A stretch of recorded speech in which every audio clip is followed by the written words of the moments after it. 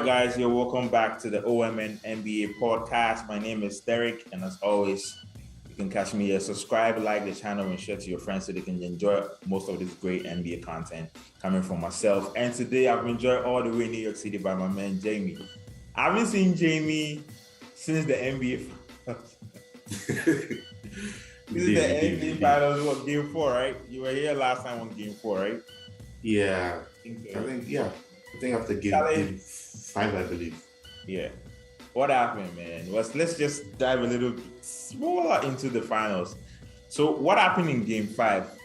What happened in Game 6? Because in closeout games, the Celtics are one of the best teams ever, and we saw that against the Milwaukee series and then against the Miami Heat series. So coming into the finals, I mean, you guys were very, very high on confidence that in a closeout game you're going to win. So definitely it was going to Game 7 in Chase Center. So what happened? What was the issue? Well, I think the guys lacked the experience, the championship experience that he needed to get over the hump.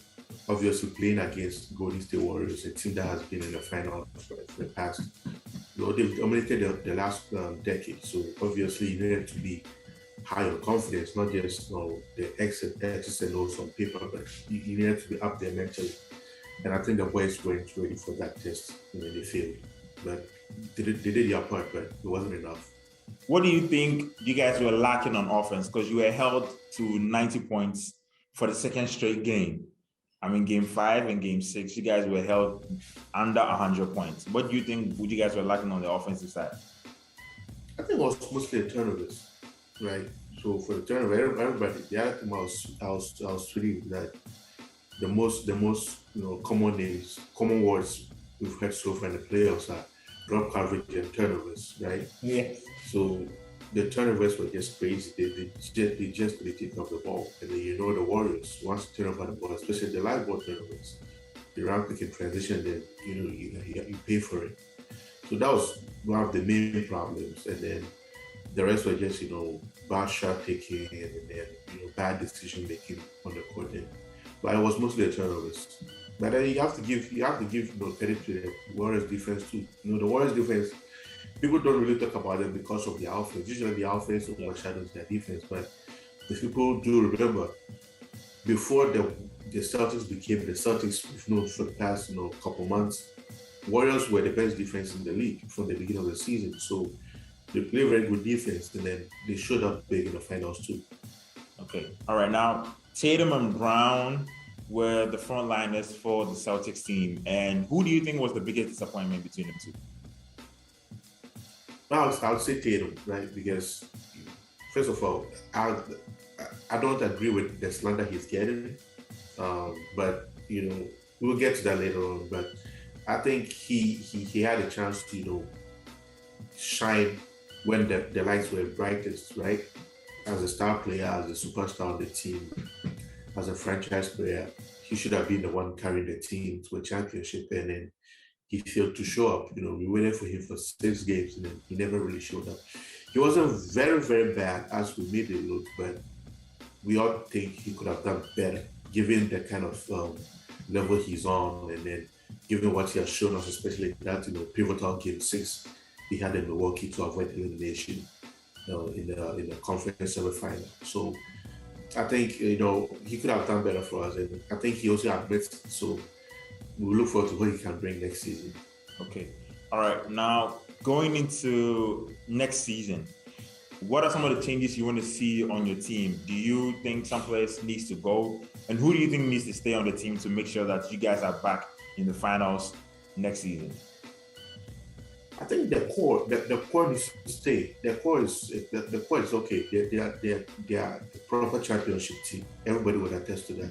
But I think they need some more bench scoring, right? The bench, because if you look at, I don't have the figures in front of me, but the numbers kept dwindling as the series went on for the bench players. I think in game 5, the bench only had 4 points, and I think Jordan Poole had like double figures. Yes, right.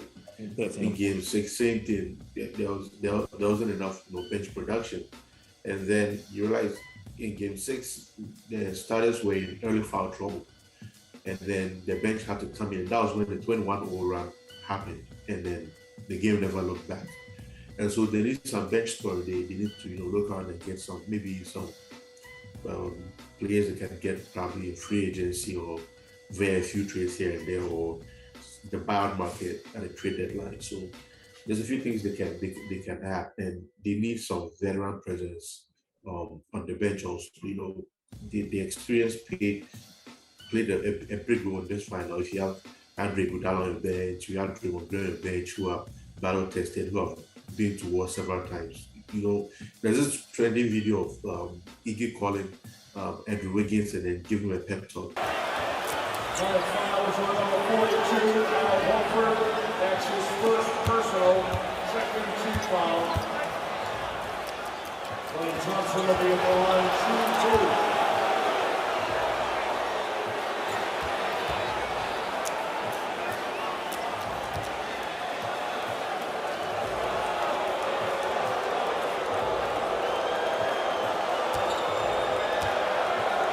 Actually calling him out, right? Yeah. And then those are some of the things that you need on your team if you want to be a championship team. So I look forward to having some veterans on the team also. So you look forward to having finals veterans or players? Yes, people who've been there before, because the oldest person on the team is Al Horford. He hasn't been to the finals. So they need some help. And I've been thinking now with trying to have like a playmaker. Sometimes, having Smart as the point guard, even though he's done a good job being a point guard of the team, I feel like he has too many things to do that sometimes he gets lost in the moment and then gets into some bad behavior because he's defending, he's playmaking, he's scoring. Sometimes, he can only achieve 2 out of 3 sometimes. Sometimes even just 1 out of 3. So probably we could use some more playmaking off the bench. I mean, Derek White is good, but we need some, playmaking. But having some wings off the bench. The roster needs some Adjustments, overhauling. Not a huge overhauling, but they need to add a few pieces here and there. But don't you think this finals also serves some experience going into next season? So let's say if next season you find yourself in the same situation, maybe against a different team, the finals experience will count? Oh yeah, it does count to it, but definitely you can't escape what the team actually needs. Mind you, the team coming into this season, the team wasn't built to be a championship team. They just happened to become a championship team over the course of the season. The team was just looking at this year as a bridge year, looking at how far this team would go, and then based off of that, make decisions on how the roster would look like going forward. And so they still have some moves to make, and I think the Brazilians will make some moves. Okay.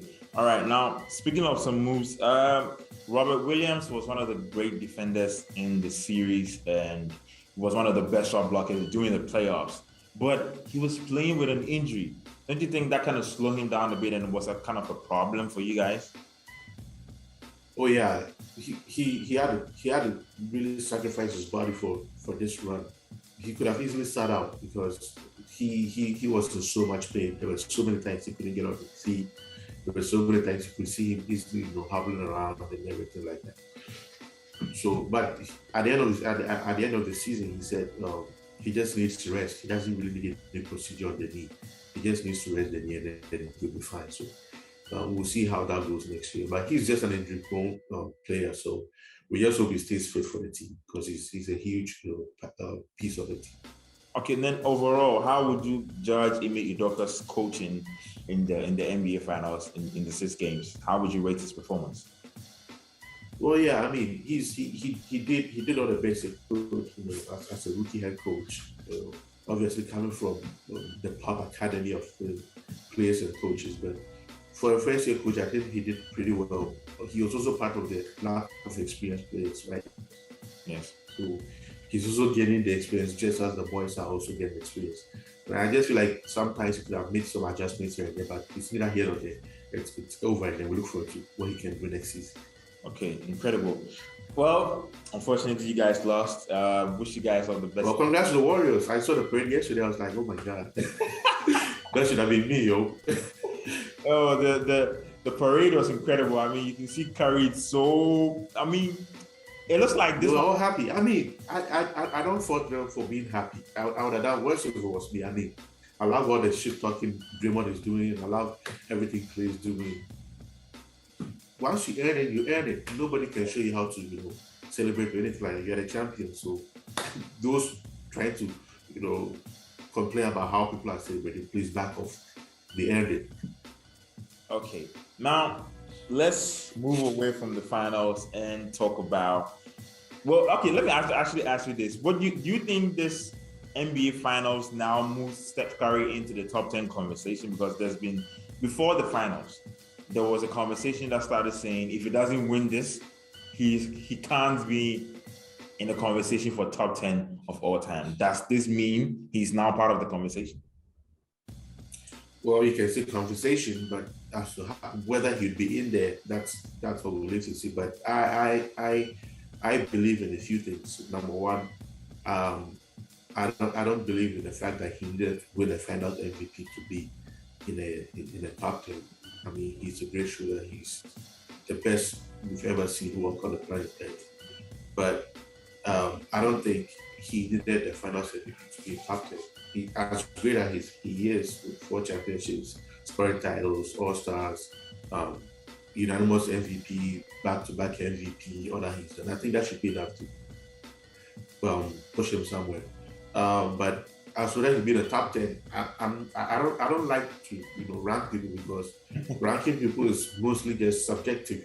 People do it based on what they think should be the criteria. So the bar or the standard is not really set or objective. It's mostly subjective. Only a few people, maybe the top 2 or the top, maybe just the top 2, right? Where you can see maybe Michael and then LeBron. Even top 2, some would put Kobe over LeBron. So it's just based on subjectivity, and then people just. But based off his generation, I don't like to get into that.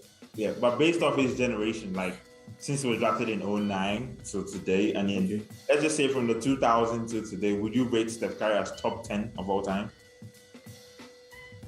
Well, if you're saying his generation, definitely yes, because his generation, and even generation, you can't even put him in LeBron's generation necessarily, because he came way after, 6 years after LeBron was drafted. Right? When he came in, LeBron was entering his prime. He was, cooking people in Cleveland. He was just about to move to Miami. So it's that's what I'm saying. It's mostly subjective, right? It depends on how you want to look at it. It's different. It's just different. Okay. All right. He's someone who revolutionized the game. He changed the game. Looking at how things are played right now, obviously he's been an influential player. Okay. All right. Okay. Away from that conversation, and let's move into some of the things that's been happening after the season initially ended. There was a breaking news yesterday that says Kyrie Irving, the mysterious, the misunderstood, the controversial. Love me some Kyrie. Kyrie Irving and the Brooklyn Nets looks like they might be parting ways, and there are potential suitors, which is the Lakers, the Clippers, and the Knicks. What do you make of Kyrie's situation? What exactly is wrong with Kyrie Irving to begin with? Well, as a Celtics fan, we've seen this movie before, right? First hand, yes.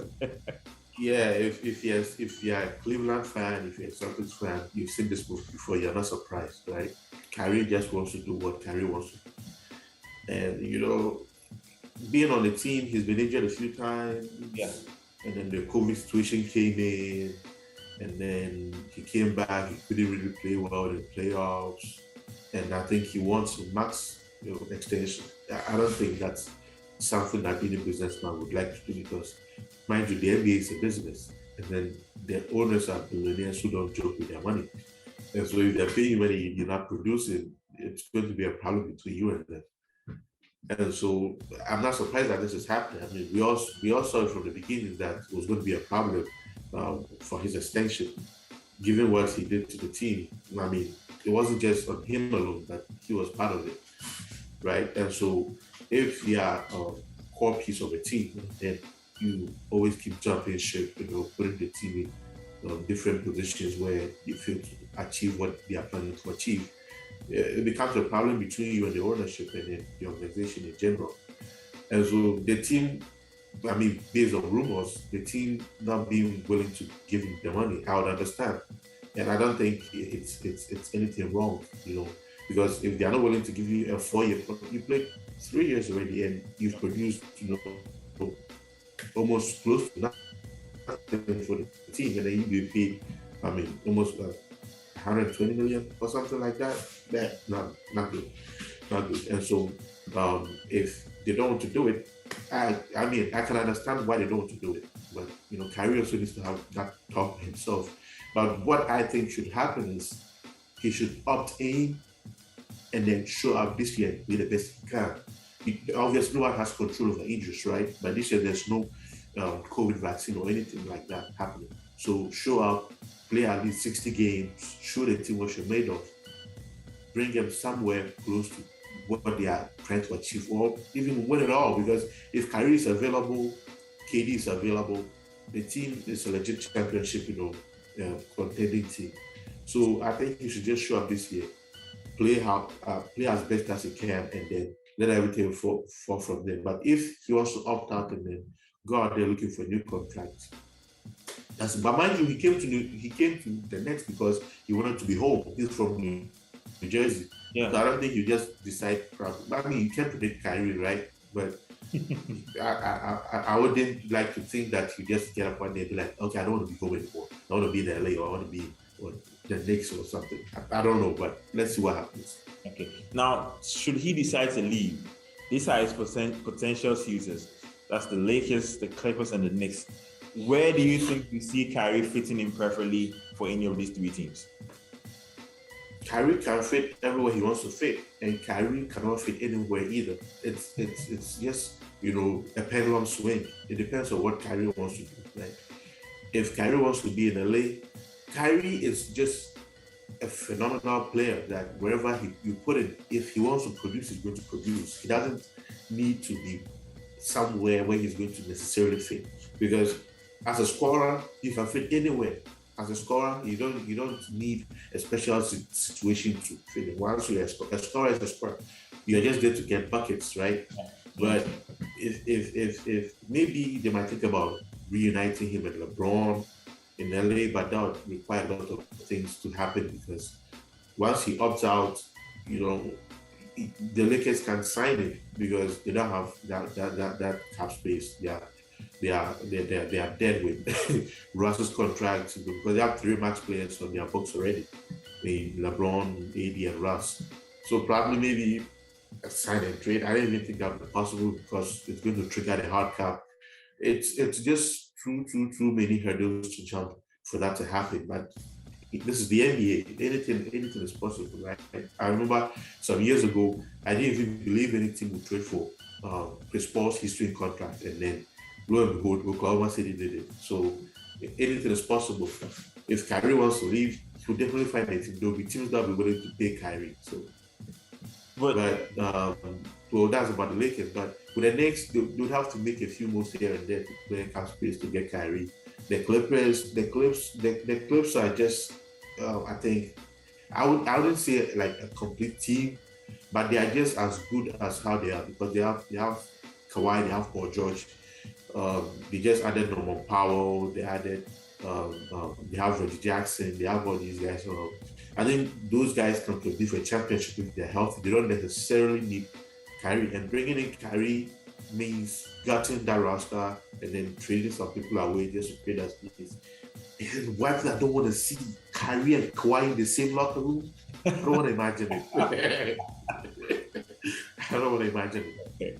All right. Now, enough with Kyrie, and then let's move away to the next conversation. But going into next season, I mean, we saw how injuries play a huge role in a lot of the team's season. I mean, for example, the Clippers, they didn't have Kawhi and then Paul George. Paul George later part of the season where they couldn't really make a huge impact, but he played very well. Now, in a full healthy season next season, who are some of the teams that really didn't do well last season that you're hoping to see make a playoff push next season? Well, first of all, there's nothing like a full healthy season. I mean, it never happens. Ain't nothing like a full healthy season. Never happens.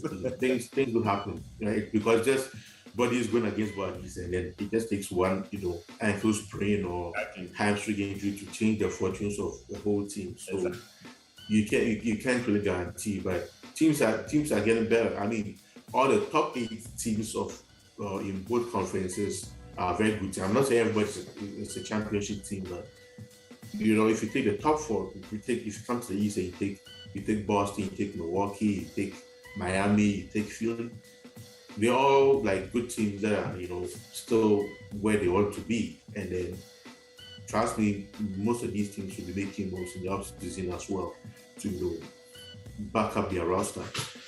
You go to the West, you have, I didn't even mention Brooklyn in the East because, they were out, but, they also have some moves to make. We just want to see how the Kyrie situation goes, but they're also in the mix. They're a very good team. Mind you, they were the top 2 seed before KD got injured earlier this year, so that is that. But if you go to the West and you're talking about Golden State, there's Memphis, there's Phoenix, there's Utah, these guys. Some of them have to make a few moves here and there, to make a deep playoff run. But in the regular season, they are very good. There's Memphis, Minnesota is on the come up. Dallas just traded for Christian Wood. They are going to be good with Luka. It's just different teams here and there that are trying to make a good playoff push. The league has a lot of talent right now. It's not just like back then where it's just a few top players dominate. It's like big time players all over the league. The league is expanding, and then there's so many good smart players in the league. So teams are, so you might never know. There's going to be like so many dark horse teams in the league. There's like Cleveland, there's Toronto, there's Charlotte. It's just too many good teams in the league. So let's see how things go. But you might say, you want Golden State to repeat. You might say you want to see Milwaukee back in the finals again. You might say maybe if Miami makes a few moves here and there. Yesterday there was news that PJ Tucker is opting out of his contract. Nobody knows where he's going to land, whether he resigns to Miami on a new contract. It's so many things. And so early in the offseason that you can't really make any predictions right now. Free agency is coming in a few weeks. The draft is later this week. Just different things happening. Okay. All right. Now, Celtics and Warriors, are you expecting them to be back in the finals next season? Can't tell. I wish they would. I need my revenge. I need my revenge, but you can never tell. That's why when they went into the finals, I was like, you guys, you gotta win this because tomorrow is never promised. It's never guaranteed. You can always say, we'll be back, and then you never show up for like 5-10 years. You never know what happens. I mean, we also saw what happened in OKC. We thought KD, Russ, and then Harden were going to come back, and then we never saw them again. And so once you get a chance and then the door opens, you don't let it shut without getting what you have to get. But I mean, it's something I would wish for, but you can't really guarantee anything.